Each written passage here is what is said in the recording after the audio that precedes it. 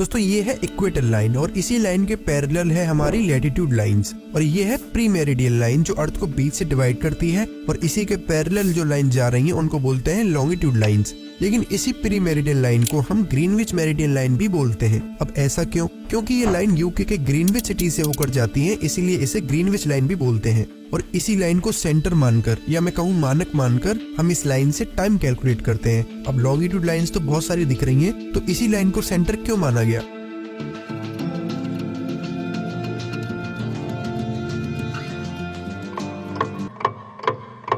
1884 Washington DC में एक meeting होती है जिसमें ये डिसाइड किया जाता है कि ये जो लाइन ग्रीनविच जा रही है इसी को सेंटर मानकर अब से टाइम कैलकुलेट होगा। क्योंकि उस टाइम पर जब कोई ट्रेन या शिप एक जगह से दूसरी जगह जाता था तब बहुत कंफ्यूजन होती थी, और क्योंकि ब्रिटिशर्स का राज आधी से ज्यादा दुनिया पर था इसीलिए उन्होंने यूके वाली लॉन्गिट्यूड लाइन को सेंटर माना और इस लाइन के बेसिस पर टाइम कैलकुलेट करना स्टार्ट कर दिया। GMT माइनस या GMT प्लस ऐसा साइन आपने टाइम जोन्स में देखा होगा। इस GMT की फुल फॉर्म होती है ग्रीनविच मीन टाइम जोन। चलिए अब देखते हैं कि ये टाइम एक्चुअली में कैलकुलेट कैसे होता है। आपको ये तो पता ही होगा कि एक दिन में 24 घंटे होते हैं एंड हमारी अर्थ इन 24 घंटों में अपना एक पूरा चक्कर कर लेती है, मतलब कि पूरी 360 डिग्री घूम जाती है, तभी तो एक चक्कर होगा। अब इसी को कैलकुलेट करें तो 24 घंटों में 360 डिग्री, तो एक घंटे में अर्थ 15 डिग्री रोटेट करेगी। और इसे फर्दर डिवाइड करके मिनट्स में निकालें तो एक घंटे को मिनट्स में कन्वर्ट करो, निकल के आएगा कि 4 मिनट में अर्थ 1 डिग्री रोटेट करती है। यहाँ तक तो सिंपल कैलकुलेशन थी, कुछ याद करने की जरूरत नहीं है।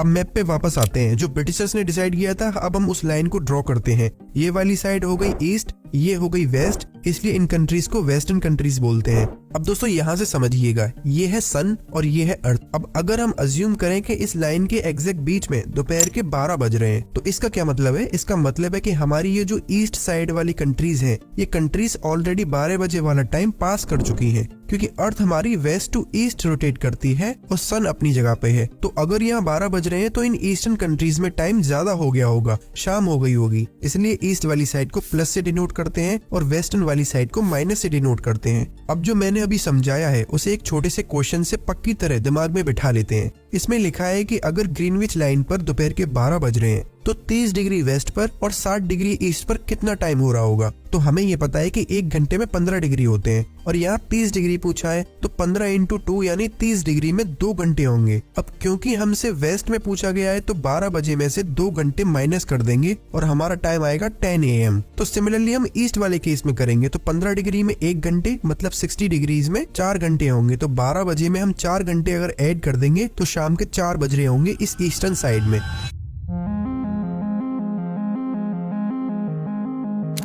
अब यहाँ पर आपको और अच्छे से समझ में आ जाएगा। इस टाइम जोन के डायग्राम को देखो, ये ईस्ट वाली साइड है इसलिए टाइम जोन्स में प्लस लिखा है और वेस्ट साइड में माइनस है। टोटल 24 घंटे होते हैं, तो 12 घंटे प्लस के इधर और 12 घंटे माइनस के इधर। ये है हमारी ग्रीनविच लाइन जो हमने सेंटर मानी थी। इस लाइन के 7.5 डिग्री राइट और 7.5 डिग्री लेफ्ट, मतलब टोटल 15 डिग्री की ये जो बेल्ट बन रही है इसी को बोलते हैं GMT यानी ग्रीनविच मीन टाइम। इसका मतलब इस बेल्ट के अंदर की जितनी भी कंट्रीज हैं, चाहे वो किसी भी पॉइंट पर हो, ये पॉइंट या ये, इन सब का टाइम सेम रहेगा। सिमिलरली जैसे ही हम 15 डिग्री ईस्ट में जाएं तो टाइम +1 हो जाएगा और 15 डिग्री जाएं तो +2 हो जाएगा। अब यहाँ इस बेल्ट पे जो जो कंट्रीज हैं उनका टाइम सेम रहेगा। अब दोस्तों कुछ कंट्रीज ऐसी भी होती हैं जो GMT टाइम जोन से आधा 1 घंटे का ऊपर नीचे टाइम जोन कर लेती हैं, एक बैलेंस बनाने के लिए। मतलब ये कुछ कंट्रीज 1 आवर वाला रूल फॉलो ना करके आधा या 1 घंटा अपने टाइम जोन में ऐड कर देती हैं ताकि उनके कंट्री का टाइम जोन एडजस्ट रहे। एक एग्जांपल से समझाता हूँ।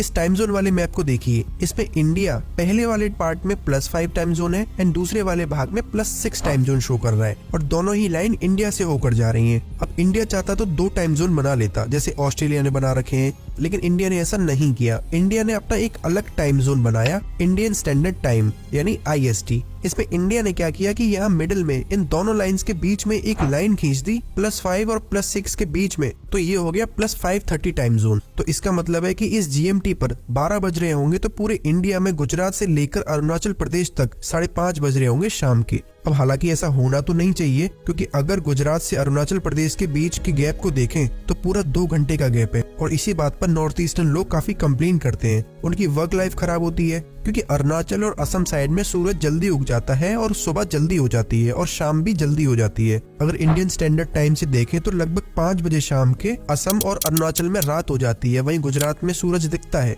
अब इंडियन गवर्नमेंट नहीं चाहती 2 टाइम जोन्स बनाना, क्योंकि 1906 से पहले इंडिया 2 टाइम जोन्स फॉलो करता था। एक था बॉम्बे टाइम जोन और दूसरा था कलकत्ता टाइम जोन। तो अंग्रेजों को बड़ी दिक्कत आती थी, बहुत कंफ्यूजन होती थी टाइमिंग्स को लेकर। फिर 1906 में एक ही टाइम जोन बना दिया गया, और फिर 2006 में एक रिकमेंडेशन आई कि इंडिया में फिर से 2 टाइम जोन बना दो, लेकिन अभी तक इस पर कोई फैसला नहीं लिया गया। अब दोस्तों सेम तरीके से जैसे ये जीएमटी लाइन ग्रीनविच से होकर जाती है, वैसे ही हमारी ये लाइन जो इंडियन स्टैंडर्ड लाइन है मिर्जापुर से होकर गुजरती है, और ये लाइन 82.5 डिग्री लॉन्गिट्यूड पर है। तो दोस्तों मैं उम्मीद करता हूँ कि अगर आप कभी ऐसा टाइम जोन का मैप आगे देखेंगे तो आपको कभी कंफ्यूजन नहीं होगी और आप किसी भी कंट्री का टाइम फटाफट निकाल लोगे।